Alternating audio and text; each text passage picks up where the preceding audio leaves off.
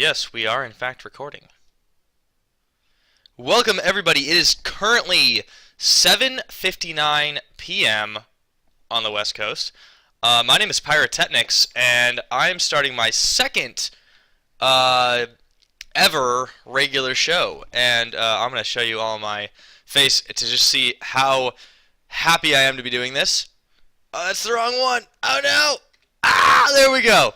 Hey, how's it going, guys? How are you? I hope you are enjoying watching this so far, even though it's only about 5 seconds in. And it is now 8 o'clock, so I'm going to get into a couple of games to cast. How's my sound quality? Let me know. Hit me up in chat. I will check it after because I'm lazy like that.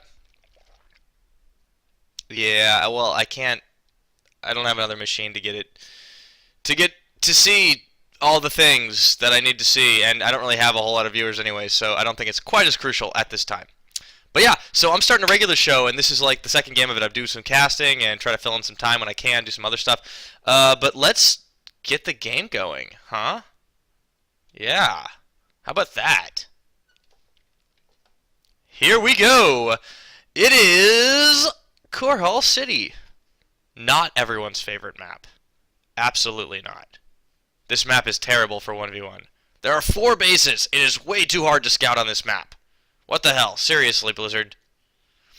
No, just kidding. I don't mind it that much. It's alright. Anyways, ooh, we got a random player in this. Let's see how this one goes. Okay, and we are getting in a game. Starting in the bottom, not right or left, but right in the middle corner, we have GayFish. Kanye West is playing in this StarCraft game. It is excellent. And spawning up in the top, slightly to the right of his opponent, is the blue Protoss, Noori. Noori? You know, like the dwarf from The Hobbit. Sweet.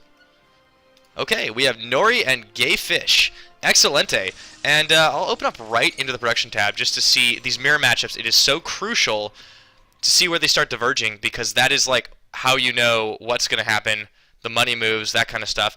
Interesting pylon placement for GayFish, really. He opens up, and so Noori as well. He opens up a little bit farther away. So if I had to guess, I'm going to go ahead and say that both players are going to be doing, not even bothering with an early wall-up. They're probably going to put quite a lot of things around their pylons, and hopefully not, but they may end up using these in a very Artosis-y fashion. We'll see. Okay, so right now both players really not that much deviation from each other. A Forge goes down first for Noori as one of his probes goes and scouts out, while GayFish is actually hot on the trail and heading straight into Noori's base, and with only checking one missed base, and it looks like Noori is on pace to do the same. So far, very quick, easy openings. The slight deviations that we're seeing is a Gateway first versus a Forge, so this is not... This could be a Forge fast expand, but it's not really a part of the wall. There's not much of a wall here, so you know, not quite as crucial in PvP play. Even against very aggressive builds like a 4-gate or an early 2 Robo Immortal all-in or something like that. But a first Gateway does go down for Noori. In the meantime, double gas being taken for GayFish. He is looking to do some interesting early awesome tech play, but we see a proxy pylon that GayFish has built just near the 3rd base of Noori. What will he be doing with this pylon? Will he be trying to rush into Noori's base at some time in the near future? I would imagine so. It'll be interesting to see what happens, but a very sneaky move while both players otherwise mimic each other. A first gas being taken for Noori while he continues chrono boosting out those probes. Let's take a look at the probe production right now. And I'm sorry, I mean the worker count. I should have gotten into that a little bit sooner. I love doing that. Check this out. Boom. Beep. Beep. Anyways, Cybernetics Core finishes up for GayFish, and oh my goodness, how slow did my machine just go? Good God. Noori is putting a pylon directly in the base of GayFish. Some sort of half-hearted cannon rush attempt is happening right now. Maybe not entirely half-hearted, but he was a bit late to the party at about 4 minutes in. But he does continue warping in a pylon and a photon cannon, even though this one pylon will go down before that photon cannon does finish. Maybe I'm wrong, there's only 3 probes attacking it right now. Wow, my goodness. And one Zealot comes out for GayFish. That was some kind of cannon rush right there. And it looks like everything was canceled. A bit of lost minerals. A few lost minerals right now for Noori.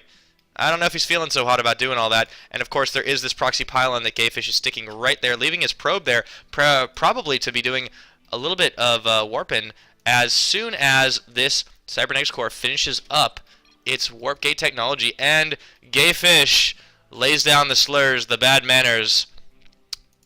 A fag he declares Noori to be. He does not like the cheese, and he decides to cheese himself to build a Stargate. And Noori's probe is still alive, but one good shot from that stalker takes it right on down. What else is he building right now? A second gateway. Well, he is on 2 gas and 2 gas, not fully saturated. Neither player, forgive me, Noori did in fact expand, but neither player, not neither player. GayFish is not at all going for his second base. He is instead opting to build up his units to start pumping out things out of the Stargate. We might see some very early Oracle harass, maybe some early Void Ray massings. We'll see if he builds up a critical mass of them or just goes straight for the throat when he gets 1 or 2 out. Second gateway finishing up while a third is starting. 2 more pylons going down to increase the supply. And I said I was going to go check out the worker count, didn't I? There we go.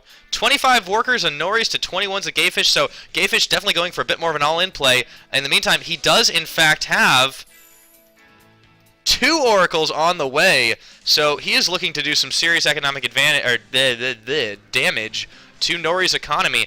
The only question is, will he succeed? There's not a lot of defense out on the field. 2 stalkers that will take a minute or 2 to get over to where these oracles are, and if they get built up, 3 stalkers now, if they get built up to a decent mass, I'm not sure if Noori's going to be able to pick this off quite easily.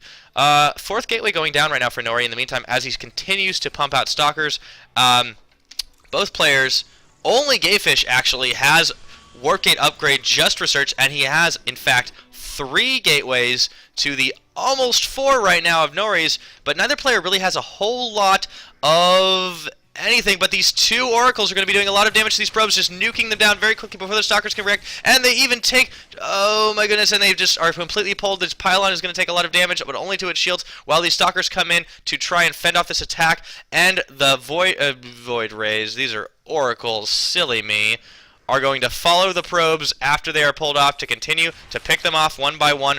But the economic damage has been dealt. Noori is in bad shape, even though he is a base ahead. Right now, some stalkers and zealots are gathering at the front of Noori's base. Meanwhile, he's taking advantage of the distracted stalkers and taking out one of the few out-of-position ones. Some building damage, and that zealot is going to go full hero mode and suicide right into those stalkers. I'm not sure if GayFish is going to have to turn back very quickly, but he is full-on engaging this. He is not focus firing properly with those stalkers, and he does actually lose one of them. But these oracles are getting their energy up, and soon enough they will be able to hopefully get out of there before that photon cannon finishes. But of course, these stalkers are right here, right knocking on the door. And let's take a look at what's going on in production. GayFish back home is building a photon cannon of his own, building 1 more probe, and of course researching 1 armor and building some more of his units. He is starting to mass up a force near where he left this pylon and Stargate. That, of course, even though Noori was able to snipe down the aggressive, very, very aggressive oracles, he does not know that this is here. He is not going to expand anytime soon, and instead decides to counterattack, pushing out with his stalkers to gain some map control. But of course, GayFish, who sees this, hopefully, or maybe he's just very, very lucky, is heading back with his oracles to possibly do some damage and clean up some of these probes and force these stalkers to come straight back. Although I'm not entirely certain what's happening right now. They're going to cross in midair, and those oracles, if they're not careful, GayFish is going to lose at least 1, maybe both of them. But those stalkers without blink are too slow to catch up to those oracles, and we now see a decent force of stalkers and zealots coming on out. Well, it looks like GayFish and Noori are going to have an engagement right in front of Noori's base. Who is going to come out of this better? I don't know. The kiting for Noori is actually very good right now, and GayFish is losing some units. There is a Void Ray that GayFish has out doing some decent damage. I do not know how long I can keep a straight face while saying GayFish. My goodness, but I will try, because that is how much I love all of you wonderful viewers. And, wow, it looks like GayFish is going to lose a lot of these. He loses all of his stalkers, and his Void Ray is going to get taken down.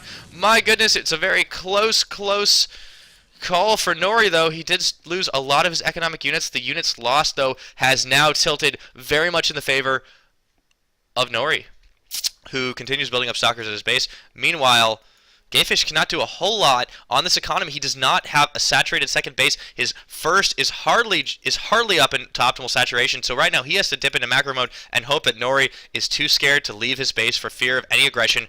And in the meantime, GayFish is really trying to continue to be aggressive. He is building stalkers. He is building air units.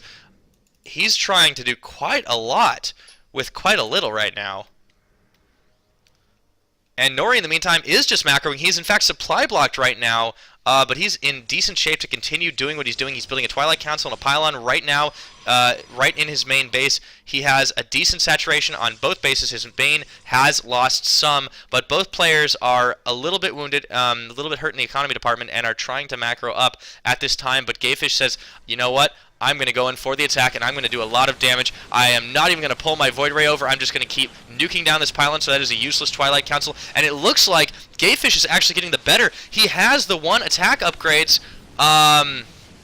and I think it's really helping him out. It's paying off big time. Noori forgetting to get his upgrades, and it is costing him in so many ways right now. He loses some of his stalkers. He is continuing to try and kite, but he is going to lose a lot to those Void Rays. The buildings are being fired down, even though this Artosis pylon that GayFish could be taking out.